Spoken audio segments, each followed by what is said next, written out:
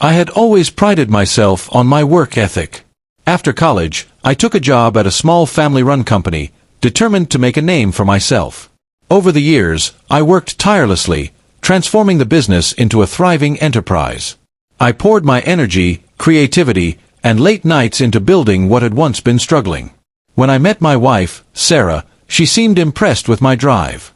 We married after a whirlwind romance, and for a while, everything seemed perfect. But over time, I noticed subtle cracks in her admiration. She would make offhand comments, sometimes hinting that my success wasn't really my own. The tipping point came during a heated argument one evening. I had just finalized a major contract that would double the company's revenue.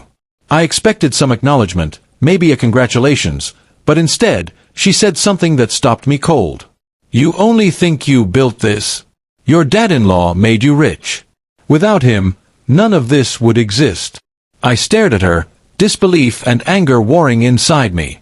All those years of sweat, sleepless nights, and calculated risks, reduced to a few careless words.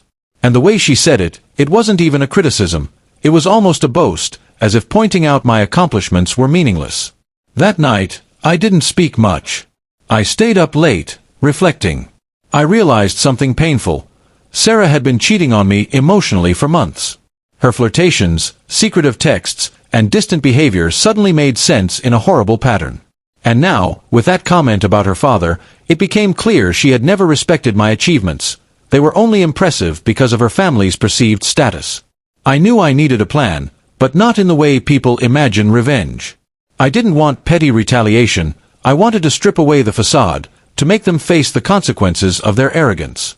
Over the next few months, I quietly restructured my business, terminating contracts with suppliers who had personal ties to her family, redirecting opportunities elsewhere, and leveraging my legal knowledge to expose gaps in their operations. Her father had always bragged about how easily he could manipulate others.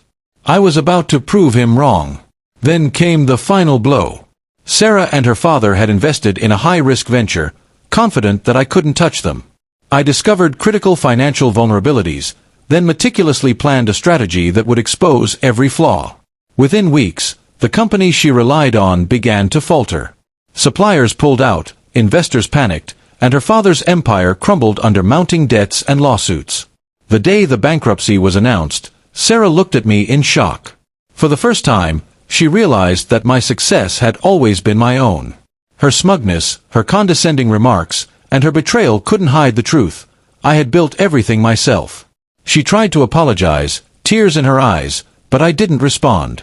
There was nothing to say. Years of manipulation, emotional betrayal, and disrespect couldn't be undone with a few words.